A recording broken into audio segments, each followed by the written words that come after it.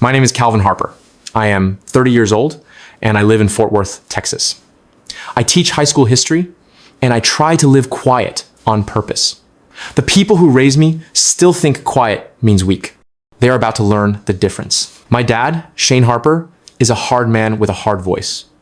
He ran a small repair shop in Waco for years and always believed money is the only score that counts. My mom, Melody Harper, smiles for neighbors but saves her sharp words for family.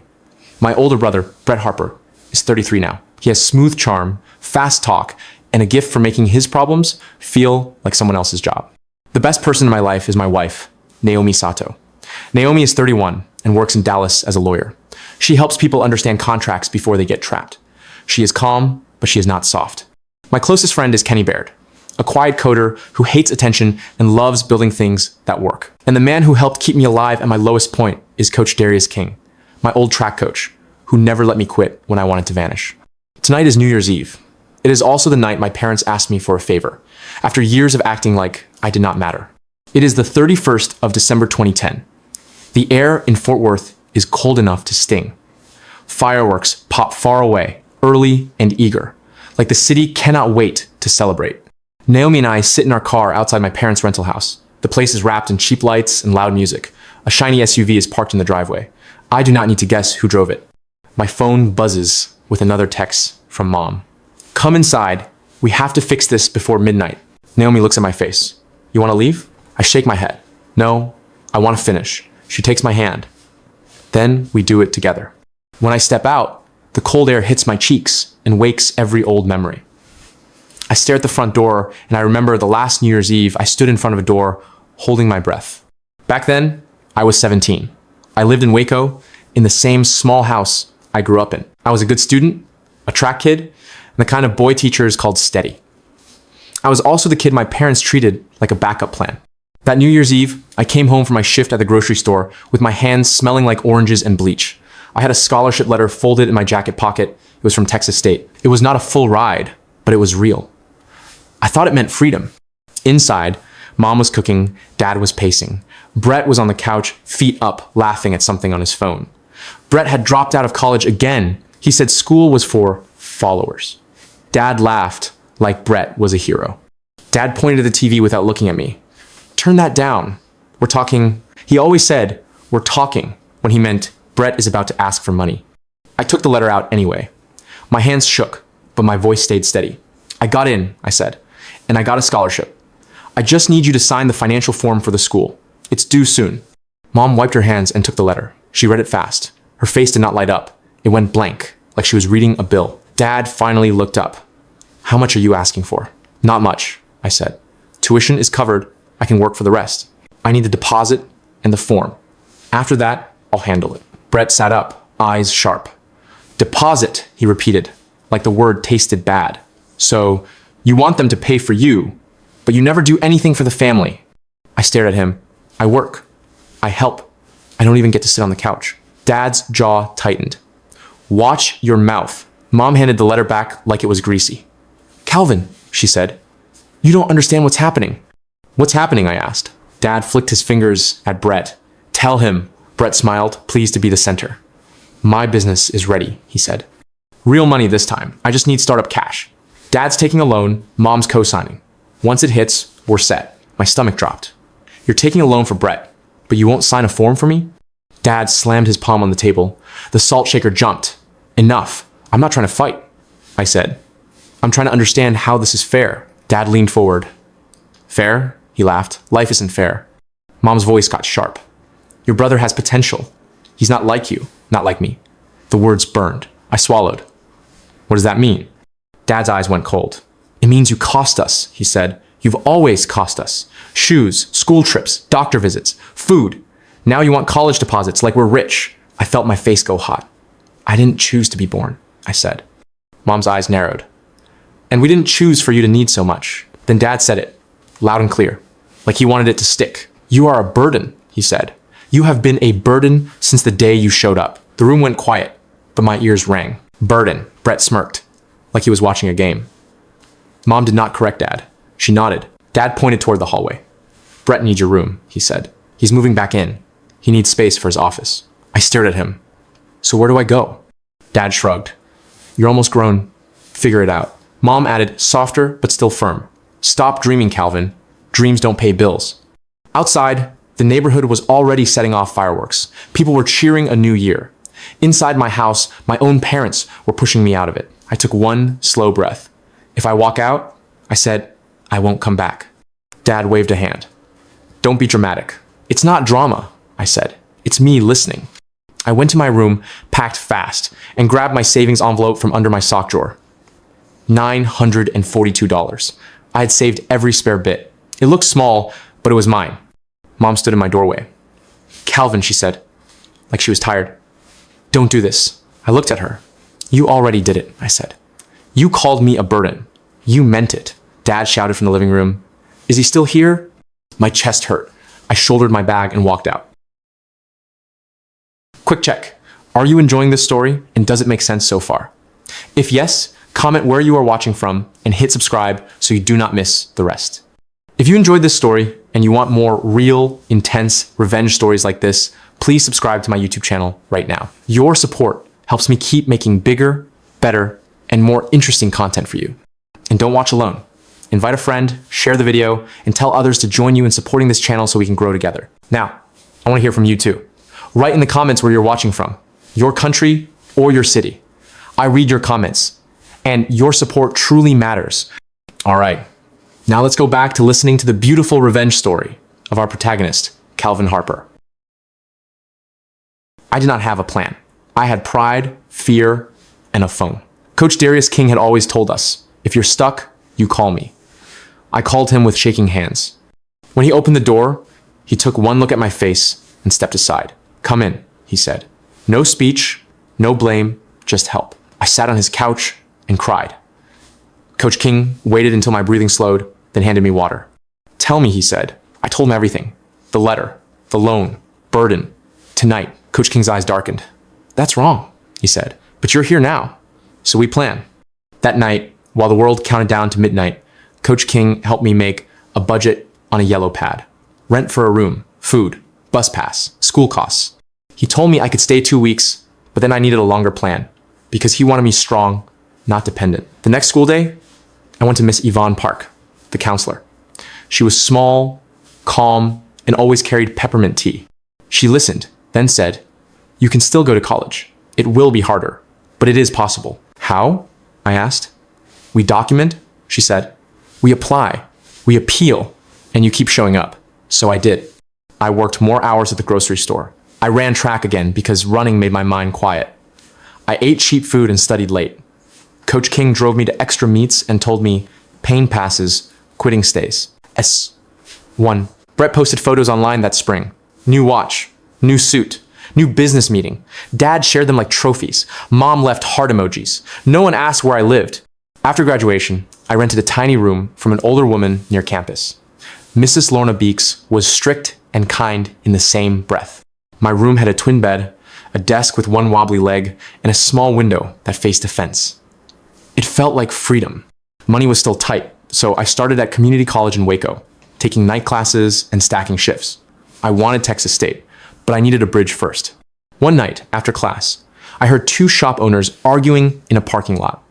One was furious about missed appointments and lost parts. The other said, you need a simple system on phones, man, something that keeps it all straight. The idea stayed in my head for days. I had been around repair shops my whole life. I knew the chaos, paper calendars, sticky notes, angry customers. I also knew Brett had never fixed a car, yet Dad treated him like a genius. A week later, I saw Kenny Baird in the computer lab. He was always there, typing fast, eyes half hidden by his hoodie. I knew him from school. He was quiet, but he was sharp. You build apps? I asked him. He blinked like he had to switch gears. Yeah, sometimes. I have an idea, I said. Simple. For auto shops. Scheduling, reminders, parts list. Nothing fancy. Just useful. Kenny studied me. Why you? Because I know the problem, I said. And I'm not quitting. He nodded once. Okay, let's try. So we started building at night. We used cheap laptops and free tools. We tested with small shops that could not afford big software. We got rejected. We fixed bugs. We kept going. At 21, we launched our first version. We called it Bayou Books. because the river trail was where I ran when I needed to breathe. At first, only a few shops paid. Then, more did. $10 a month became 20, 20 became 100. We listened to users and kept improving. By 24, Bayou Books had grown across Texas. Kenny and I were still broke on paper because every extra dollar went back into the app. But the numbers kept climbing, and the work finally started to feel like a real doorway out. I did not call my parents, not to brag, not to ask for love. I was done chasing their approval. At 25, an auto parts company offered to buy Bayou Books. The offer made my hands shake. We talked to lawyers, we negotiated, we signed. After fees, taxes, and splitting the sale, I walked away with a little over $3 million. I sat in my car outside our tiny office and laughed until my chest hurt. It was not a victory laugh. It was a relief laugh. Like I had been holding my breath for 8 years and finally exhaled. I did not buy a mansion. I paid my loans. I bought a modest house in Fort Worth. I started a small fund for kids who get kicked out and still want school. Coach King was the first person I told. He hugged me and said, "I knew you would build something." I kept teaching because I loved it. I loved seeing a kid understand that the past is not dead and that choices matter. 2 years later, I met Naomi at a student rights meeting in Dallas. She spoke with calm strength about fair rules and honest schools. Afterward, I thanked her. She smiled and said, "Kids need adults who don't quit." That sentence felt like it was meant for me. We dated slowly. I told her my whole story early, even the parts that made me feel small. I told her about being called a burden. I told her about the money, too, because I needed to know what she cared about. Naomi listened, then said, "If they couldn't see your worth at 17, that's on them. I'm here because you keep showing up." We married the next summer. Coach King stood with me. Kenny clapped so hard he looked like he might cry. For years, my parents stayed silent. No apology, no check-ins, just distance. Then, 2 weeks ago, Mom called. Her voice shook. "Calvin," she said, "we need you." I kept my voice calm. "Why?" "It's Brett," she whispered. "He messed up. We're about to lose the house." Dad took the phone. His voice sounded older and tired. "Come over on New Year's Eve," he said. "Before midnight. We need a favor." "A favor," I repeated. "Yes," he said, like it was normal. "You owe your family." Now I am at their door again, on New Year's Eve again. But I am not 17 anymore. I am not shaking. I am not begging. I am here to close a chapter. Naomi and I walk inside. Music plays. People laugh. Mom rushes over, eyes too bright. Dad stands behind her, stiff. Brett is in the living room near the fireplace, wearing a sharp suit and holding a drink like a trophy. He sees me and grins. "Look who's back," Brett says loud enough for others to hear. The burden came home. My stomach tightens, but my face stays calm. I look at Dad. "You said you needed a favor." Dad steps close and lowers his voice. "Kitchen." Now, we go. On the table are thick papers and a pen placed right on top, like a trap dressed as a request. Dad taps the stack. "Sign," he says. I do not touch the pen. "What is this?" Mom speaks fast. "Just a cosign. A promise. It will stop the foreclosure. We need it before midnight." Brett strolls in behind us, still smiling. "Do the right thing," he says. "You owe Mom and Dad after everything." Naomi's eyes narrow. She leans toward the papers without touching them. I take a slow breath and say, steady and clear, "Okay, before we talk about favors, meet my wife." Naomi steps forward and says, "Hello, I'm Naomi Sato, and I know exactly what these papers are." Dad's eyes flick to the door like he wants to run. Mom grips the counter. Brett's smile fades. Naomi reads one line, then looks at me and nods. Naomi steps closer to the table, but she still does not touch the papers. She scans the first page, then the last page, then the empty space where extra pages should be. Her calm scares me more than anger, because calm means she is sure. "This is not a small favor," she says. "This is a personal guarantee. If Calvin signs, he becomes the backup payer for Brett's debt." Mom's face tightens. "It's just a cosign," she insists. Her eyes are wet, but her voice tries to sound firm. Naomi shakes her head. "It's a trap, with a polite name. I see forms like this every week." Brett gives a short laugh. "Relax," he says. "Calvin's always scared of real life." I look at him. "Real life is paying for your own mistakes," I say. Dad points at the pen. "Stop talking and sign," he barks. "We need this before midnight." The pen is black and shiny, sitting on top like bait. I think of the night I left at 17, when Dad used his voice like a hammer. Back then I believed his words were law. Tonight I can see they are only noise. I keep my hands at my sides. Tell me the whole truth, I say. How much is it? Mom's eyes drop to the floor. Dad's jaw tightens. Brett's smile flickers. Naomi speaks again. The page with the full amount is missing, she says. That's not an accident. Dad snaps. We didn't bring everything. Naomi's voice stays even. You laid the pen on top. You wanted him to sign fast. Missing pages are how people hide numbers. The living room music turns down.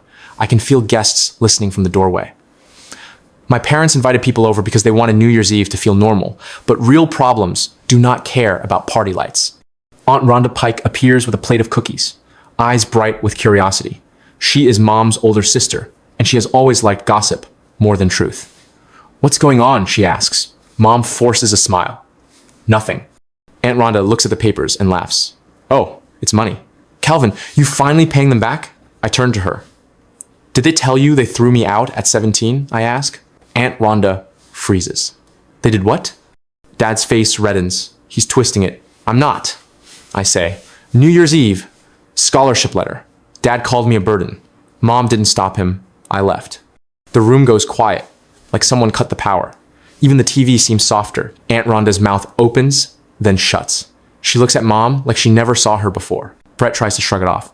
He was being dramatic, he says. He always was. Naomi turns her head slightly toward the doorway so everyone can hear. I'm Naomi Sato, she says.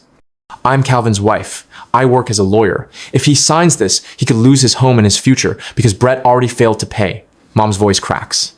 We didn't mean to hurt him. We just need help. I stare at Mom. Her hands are shaking the way mine shook at 17. It almost pulls at my heart, but I remember why her hands shake. They shake because the favorite child finally broke the family, and they ran out of places to hide. You meant it when you said it, I reply. You called me a burden because I didn't make you look good. Dad slams his palm on the table. Don't you judge me. I'm not judging, I say. I'm remembering. Naomi's eyes return to the papers. Show the missing pages, she says. Right now. Mom's shoulders shake. She walks to a drawer, pulls out a thick folder, and sets it on the table, like it weighs a ton. More pages slide out. Naomi reads fast. There, she says. $486,000. Aunt Rhonda lets out a sharp breath. Someone in the doorway whispers, $500,000? Brett snaps. It's not that bad. Naomi points to a line. It is worse, she says. Fees, penalties. And it says the guarantor can be sued the moment Brett misses again. Then she flips another page and her voice turns colder.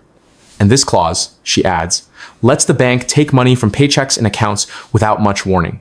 It is brutal. Dad's shoulders drop a little, like pride can't hold him up anymore. I look at Brett. What did you do? I ask. Brett's eyes dart. Business? He mutters. What kind? I press. He swallows. A fast return group, online. They said it was safe. Dad's voice comes out rough. You promised, he says to Brett. You promised this was safe. Brett turns on him. I was trying to win. For you, Dad snaps. Not for us. Brett points at the papers like they are proof of his greatness. It was supposed to flip fast, he says. Like buying things cheap and selling high. Tools, trucks, equipment. They had charts and videos. And a guy in a suit who said it was easy. A guest mutters, those are scams. Brett whips around. It's not a scam. The market just moved. Naomi's eyes stay steady. If it was real, she says, you wouldn't need to hide pages and rush signatures. Mom starts crying. We signed because we thought you'd fix it, she says to Brett. Then she looks at me. And we called you because we ran out of time. I nod slowly. So you tried to hand me the bomb, I say, so it would blow up in my lap. Dad's face hardens again. We asked for a favor. Family helps family. Family doesn't hide pages, Naomi says. Dad glares at her. You think you can talk to me like that? Naomi's voice stays low. I'm talking to you like someone who is trying to stop you from ruining my husband. Brett steps closer, anger rising. He's still the same, he says. Still a burden. Still needing a rescuer. The word lands. But this time, it does not cut. It just proves he never grew up. I look him in the eye. Right now, you're the one begging, I say. Dad barks, enough. Calvin, sign or leave. I breathe in. I feel Naomi's hand touch my back, steady like a wall. No, I say. Mom gasps. Calvin, please. No, I repeat, not with lies. Not with pressure. Not with that word. Dad's face twists. Then you'll let us lose the house? I pause. My mind flashes to Mrs. Lorna Beeks in her tiny room, to Coach King's couch, to the taste of peanut butter sandwiches, to my younger self trying not to break. I do not want my parents to feel that fear, even if they once gave it to me. I can help, I say, but I will not sign this. Brett's head jerks up. You can help? I keep my voice calm. Yes, I say, because I'm not broke. Brett scoffs, but it sounds weak. Sure. I look around the kitchen, at my parents, at Aunt Rhonda, at the guests in the doorway, and I say the truth in the same flat tone I use in class. Kenny and I sold Bayou books 3 years ago, I say. We built it from nothing. The sale changed my life. Silence, mom's crying slows, dad's mouth opens, then closes. Brett's face goes blank. Aunt Rhonda whispers, "That's the shop app." Naomi unlocks her phone and shows a news article headline to the room, then lowers it again. She does not gloat. She just confirms. Brett's voice comes out thin. "Why didn't you tell us?" I answer without heat. "Because you weren't safe," I say. "You threw me out when I needed you. You only called when you needed me." Mom grabs my arm. "Calvin," she says, shaking. "I'm sorry. I didn't think you'd really leave." "I did leave," I say, "and I built a life without you." Dad's eyes shine with anger and shame. "So you let us drown," he says. I shake my head. "You jumped in," I say. "Brett pushed you." Brett lunges forward. "You're acting like a hero." "I'm acting like an adult," I reply. The TV in the living room starts a loud countdown show. A voice on the screen talks about minutes to midnight. The pressure in the kitchen rises because time is the only thing nobody can talk down. I look at Dad. "If you want my help, I need one thing first," I say. Dad's brow lowers. "What?" "Truth," I say. "Say what you said that night, in front of everyone. Say it, and say you were wrong." Mom whispers, "Calvin." Brett laughs, bitter. "You want them to beg. I want them to own it," I say. The guests in the doorway stare. Aunt Rhonda's cookies sit forgotten. Dad's fists clench. His face fights itself. Then his shoulders sag, like he is tired of pretending. "I called you a burden," he says. The words scrape out of him. "I told you to leave." Mom sobs. "I didn't stop him," she admits. I nod once. And Dad swallows. His pride shakes, then cracks. "I was wrong," he says. "I was a fool." For a second, the kitchen feels like it can breathe again. Quick check. If you are enjoying part 2, and it makes sense, comment where you are watching from, and hit subscribe so you do not miss more stories. Thank you. I rest my palms on the table's edge, not touching the pen. "Here is my help," I say. "I will pay the past due amount directly to the bank tonight. I will not sign a guarantee. I will not cover Brett's business games. I will cover the house. Only." Mom cries harder, but this time it sounds like relief. Dad looks at Brett, rage returning. "You hear that?" he snaps. "He saves the house. You fix your own mess." Brett's face twists. "So you're choosing them over me now?" I tilt my head. "You chose yourself first," I say. Naomi steps beside me. "We should make the call," she says. We step out to the back porch where it is quieter. Cold air fills my lungs. Naomi calls the bank and asks for the exact amount needed to stop the foreclosure that night. She keeps her words simple and clear. She gets a payment link and a confirmation number. I pay. The receipt hits Naomi's email. She shows it to me. Done. From inside, we hear shouting. Dad's voice. Brett's voice. Years of lies finally meeting daylight. When we walk back in, the living room is silent. The TV shows a crowd waiting for midnight. Guests stand awkwardly with drinks in their hands. Brett stands by the front window, breathing hard. "You think you won," he mutters. I answer softly, "This was never a contest," I say. "It was a choice." A sudden bright light sweeps across the front wall. Not fireworks, headlights. A tow truck backs into the driveway with a loud beep. Everyone rushes to the window. A man in a vest hooks chains to Brett's shiny SUV. Brett's face goes white. "No," he whispers. Then he bolts outside. "Hey, that's my car." The tow driver holds up a clipboard. "Repo order," he calls. "Happy New Year." The room erupts and gasps.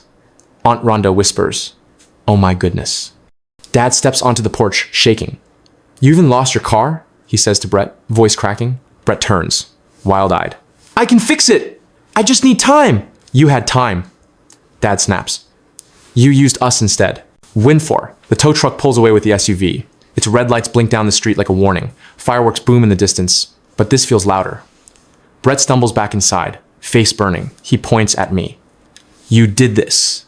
I shake my head. I didn't, I say. Your choices did. The TV starts the last 10 seconds. People count down, but their voices are weak and unsure. Naomi's hand finds mine. We should go, she whispers. I nod. I look at Mom. This does not erase the past, I tell her. But it is a start. Mom nods, tears falling. Thank you, she whispers. I'm sorry. Dad looks at me like he wants to speak, then finally says, Thank you, son. The word son feels strange on his tongue, but it is there. I look at Brett one last time. He looks smaller now, not because he lost money, but because he ran out of people to blame. 10, 9, 8. Naomi and I step outside as the count reaches 1. Fireworks explode across the sky. Cold air, bright light, loud sound. A new year begins.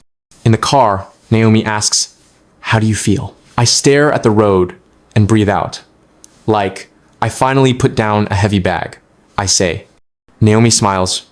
You were never a burden, she says. I nod. I know, I say. But tonight, they learned it too. Halfway home, my phone buzzed again. For a second, my body tensed, expecting another order or guilt trip.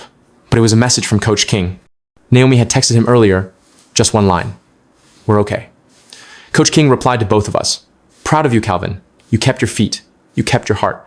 That is what real strength looks like. I stared at the screen until my eyes stung. When I was 17, Coach King gave me a couch and a plan. Tonight, he gave me something else. A reminder that my worth never came from my parents' mood. It came from my choices. I typed back, Thank you, Coach. Happy New Year. Naomi glanced over and smiled. The city lights blurred in the windshield, and for the first time, the word burden felt like a foreign language. I did not need them to clap for me. I just needed peace, finally. Over the next month, Dad called twice. No yelling, no orders, just short, awkward talks. He asked about my students. He asked about Coach King. Mom sent a handwritten letter that said she was sorry for being quiet when I needed her loud. Brett never apologized. He found a job, and maybe one day he will grow up. Maybe not. That part is not mine to control. What I can control is my own life. I still teach. I still live in a modest home. I still run when I am stressed. And I still put money into the fund that helps kids who get kicked out and still want school. Because that is the truth my parents missed. A burden is something you carry that gives nothing back. I was never that. I was a builder, even when I had nothing but a backpack and a letter in my pocket. And on New Year's Eve, when they asked for a favor, I did not beg to be chosen. I chose myself. Thank you so much for being here and supporting me. I truly appreciate every like, every comment, and every subscribe.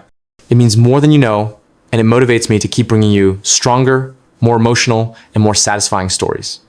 If you already subscribed, thank you from the bottom of my heart. Please keep taking an interest in the channel, keep coming back, and keep sharing your thoughts with me in the comments. And if you're watching this channel for the first time, welcome. Don't forget to subscribe so you don't miss what comes next. Also, make sure you check out a new video on the channel right now. There are more powerful stories waiting for you. Goodbye.